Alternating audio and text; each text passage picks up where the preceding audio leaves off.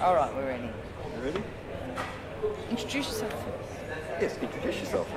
My name's Locky. I'm the, event manager and PR and guest, everything for the show. I've been with them since day dot, when we first started 7 years ago, which actually began with some of the preparation after it was all organised to happen, of packing show bags in my dining room and kitchen. And from there, I've just stayed with them and moved on and up. And 7 years later, now standing in front of you with a jacket instead of a weekend. And you're still doing show bags around your kitchen table? No, thankfully they're being done by others today at the venue. My house is now off limits for the preparation, other than the staff meeting a couple of weeks before the event. You were saying you were expecting about 20,000 people. That's a lot of show bags. Yeah, thankfully, again, not me that's going to be packing them. We are expecting over 20,000. Each year we have grown in numbers, both in the space we take up that we need for the show, and for the attendees that are coming in, the numbers just keep going up for us. It grows every year. Every year we're growing, so hopefully in a few years we'll outgrow where we are again. So you do this in whereabouts exactly? For the second half of the year we have two shows, one here in Melbourne and then the following one, which is next weekend, in Auckland, New Zealand.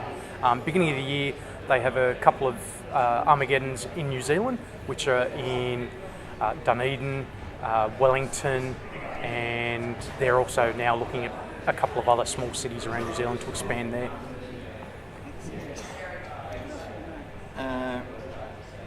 What got you into this? Well, Why this torture? okay. I actually started going to conventions when I was a teenager in school. My very first convention was with one guest who just got on stage for an hour and talked, and that was it. And that was Michael Dorn from Star Trek. And ever since I got onto Michael Dorn from Star Trek, and ever since I got onto the convention bandwagon, did them for a number of years, and then drifted away a bit, and then got back into them, and through some friends in the conventions, they got me involved in helping out at the one-day events that we run, right through to now, these great big ones. So being one of the directors of the show is my best mate, and so where he goes, I go, and he's dragged me along as his assistant, and together he's been one side and I've been his shadow to do all the other stuff. So it's just growing every year. So you can draw a wage from this now, is what you do as a career now? No, I actually do this as a volunteer. I have a full-time career that I do, and I use my annual leave and weekends to work on this show for the guys, mostly because at heart most of us are just fans ourselves anyway.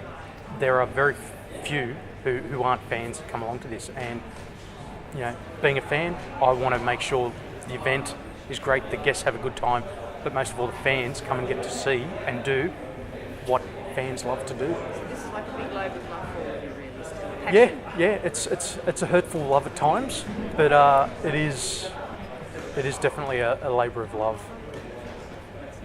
Excellent. So what's it like seeing the final product, it all come together just for that one week? A few people hit us up about how things, because funny enough, during this pre-week, it's very stressful. There's a lot to be done. A lot of things come down to last-minute changes, decisions, and trying to build around that. And you really sort of like, why am I doing this? You get to halfway through the weekend, you look around at the crowds, you see the others who are there, and it's like, that's why I'm doing this. And at the end of it, it's like, man, that was a great weekend. I had an awesome time, and the people that you get to meet, it's like a little community. And as a couple of my friends call it, it's their fan family, or con family, because they see the same people and spend the whole long weekend every time there's an event on with the same people, and that's why you go to them. Among scheduling conflicts and stars obviously cancelling because of whatever reason, Yep. Ever had any disaster stories over the years?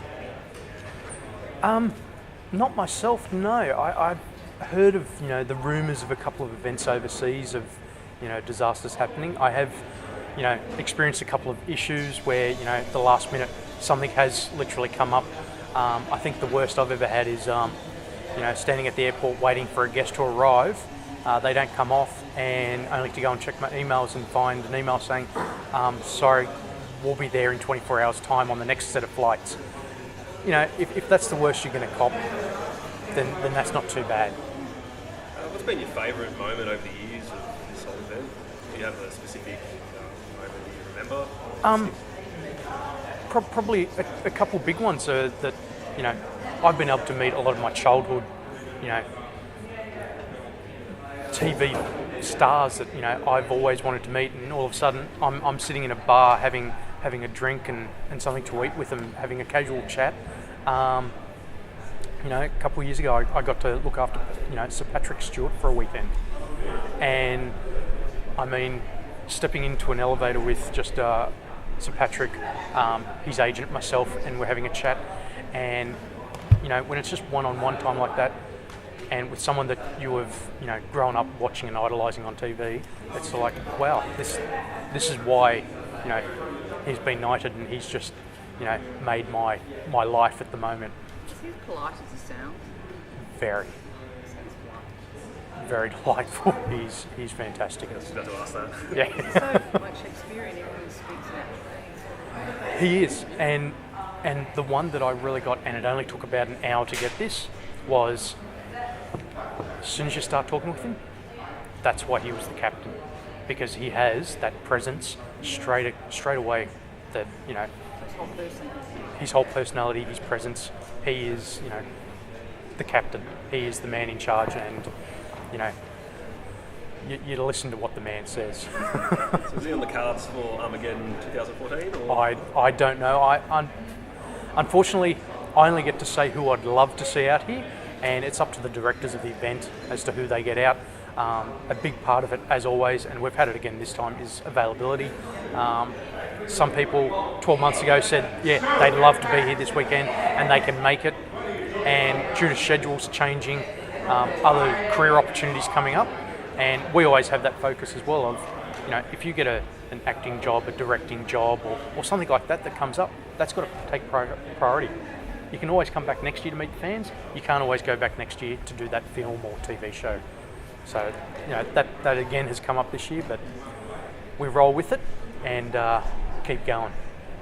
What event are you most looking forward to at this year's Armageddon? Personally, I'm actually looking forward to the zombie house. It's been a bit of a gag for quite some time about me wanting to zombie-proof my house, which is, you know, ideal to be zombie-proofed, must say, well designed.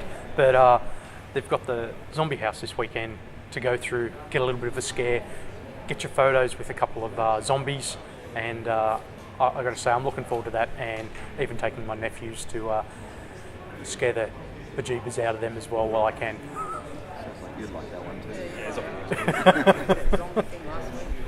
we've seen that you're getting the Game of Thrones throne here. Is that the actual one used on set? No, there is not much chance that they'd let that go anywhere. HBO have got probably that chained down very well. No, this is a 100% replica of the throne. It'll be placed, and people will be able to get up, jump in it, and I know I'll probably actually be one of the first ones to do that, so that'll be fun. And it's right next to the costume from Man of Steel, so that, you know, unfortunately I would love to go and have a bit of a feel, but I think it's going to be a little bit protected, but just to be able to see the design of it up close, because to see it on screen is one thing, but to see something, you know, in person and see how it really comes together is just that little bit extra. Thank you. No worries. Good on you.